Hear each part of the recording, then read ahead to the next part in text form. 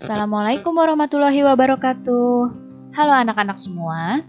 Hari ini kita akan belajar tema 6, subtema 1, pembelajaran kelima dengan muatan IPA dan SPDP. Sebelum mulai belajar, kita berdoa terlebih dahulu ya. Berdoa dimulai. Berdoa selesai. Baik anak-anak, sudah siap untuk belajar hari ini? Kalau sudah siap, mari kita mulai belajarnya. Coba perhatikan gambar yang ada di hadapan kalian. Ya, ini ada gambar seorang ibu dan anaknya yang sedang memasak. Ternyata pada gambar ini, Siti sedang membantu ibunya menyiapkan sarapan. Saat menyiapkan sarapan, di sini Siti memperhatikan ukuran panci yang digunakan ibunya untuk memasak air. Coba dilihat di sini, panci yang satunya ini lebih besar dan panci yang satunya lagi ini lebih kecil. Siti menduga-duga air pada panci mana yang akan mendidih lebih cepat. Dan coba perhatikan lagi pada gambar. Apa ya sumber energi panas yang digunakan pada gambar ini? Ya, sumber energi panasnya adalah api. Nah, sekarang kalian perhatikan lagi gambar ini. Di sini ada 2 buah kompor dan 2 buah panci yang berisi air. Nah, air pada panci ini akan direbus. Nah, pada panci A, pancinya ukurannya lebih besar, airnya berisi separuh. Pada panci B, ukuran pancinya lebih kecil, namun airnya penuh. Nah, di sini menurutmu panci yang mana yang airnya akan mendidih terlebih dahulu?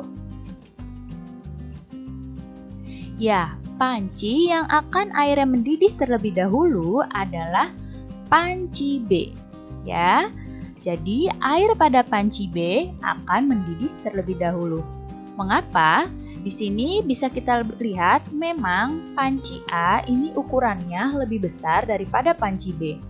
Namun, panci A memerlukan waktu lebih lama untuk mendidihkan air. Karena panci A memiliki air yang lebih banyak, sedangkan panas yang diberikan dari kompor pada panci A dan B itu sama besarnya. Semakin besar energi panas yang digunakan untuk mendidihkan air di panci, maka suhu air dalamnya akan semakin tinggi. Pada peristiwa mendidihnya air, menunjukkan peningkatan suhu pada air yang mencapai 100 derajat Celcius. Apa yang sebenarnya terjadi ya? Saat memasak air menerima energi panas dari api melalui panci yang mewadahinya. Hal tersebut ditandai dengan adanya kenaikan suhu pada air. Air yang tadinya dingin, ketika diberi energi panas oleh api, lama-kelamaan suhunya naik dan airnya akan terasa panas. Makin besar energi panas yang diterima air, maka makin besar pula kenaikan suhunya. Dan bahkan air bisa mencapai titik didihnya, yaitu pada 100 derajat Celcius. Energi panas itu dapat mengubah benda. Beberapa benda akan mengalami pemuaian dan penyusutan. Apa itu ya pemuaian dan apa itu penyusutan? Nah, sekarang disimak baik-baik. Pemuaian dan penyusutan. Pemuaian adalah perubahan suatu benda yang bisa menjadi bertambah panjang, bertambah lebar, bertambah luas, atau berubah volumenya karena terkena panas. Ya, jadi kalau pemuaian ini bertambah panjangnya, bertambah lebarnya, luasnya, atau berubah volumenya karena apa? Karena terkena panas.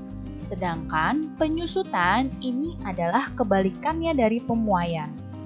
Penyusutan ini adalah perubahan suatu benda yang menjadi berkurangnya panjang, lebar, dan luasnya karena terkena suhu dingin. Ya, Pemuaian ini tadi terjadi karena suatu benda terkena panas, dan kalau penyusutan ini terjadi karena suatu benda terkena suhu dingin. Nah, sekarang kita akan mempelajari beberapa benda yang mengalami pemuaian dan juga penyusutan. Nah, perhatikan di sini, benda yang pertama adalah kaca jendela. Kaca jendela ini bisa mengalami pemuaian dan penyusutan.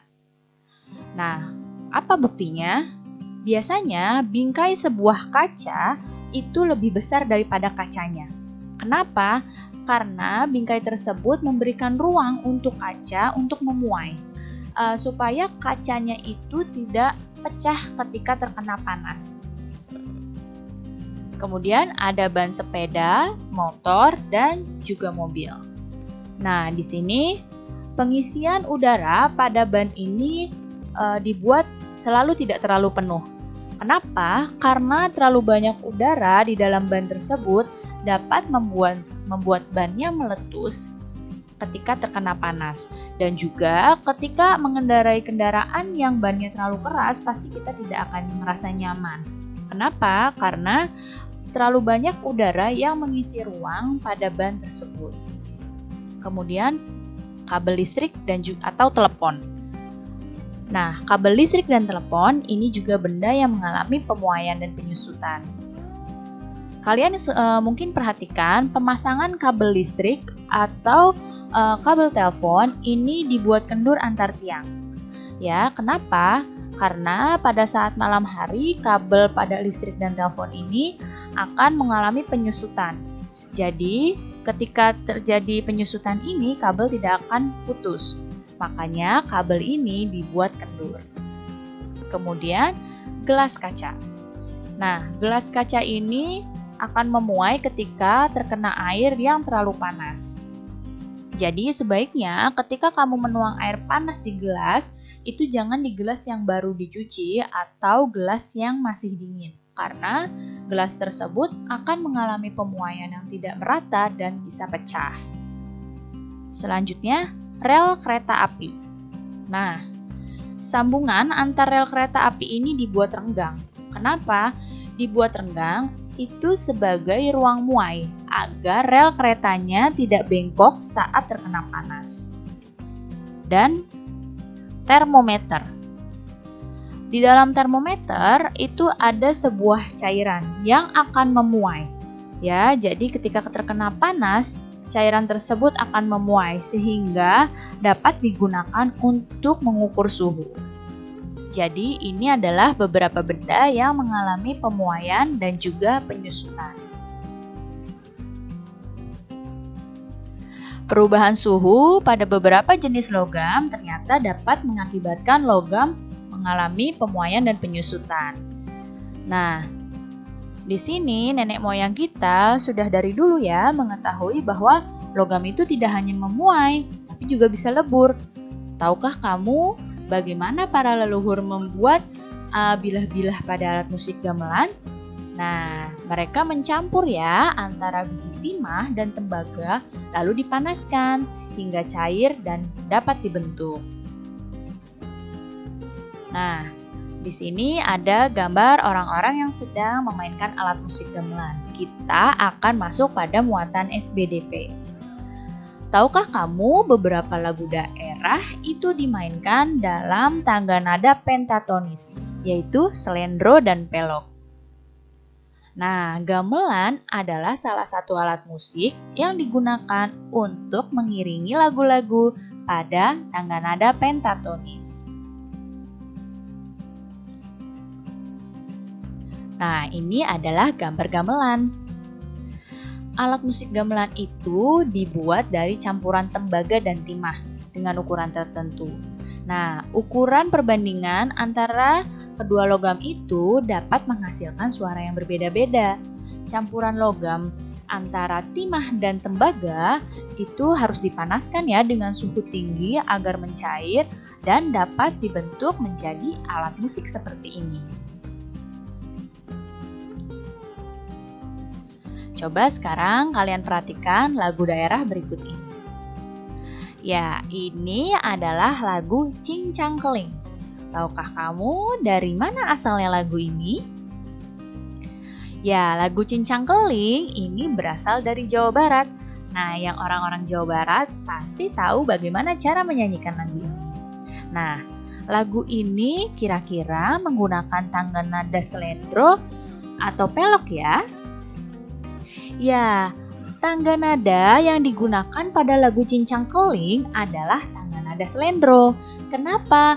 Karena not-not yang ada pada lagu Cincang Keling yang ini adalah not do, re, mi, sol, la. Baik anak-anak, cukup sekian ya penjelasan Ibu kali ini. Mudah-mudahan kalian paham dan mengerti. Terima kasih anak-anak semua. Sampai jumpa lagi. Wassalamualaikum warahmatullahi wabarakatuh.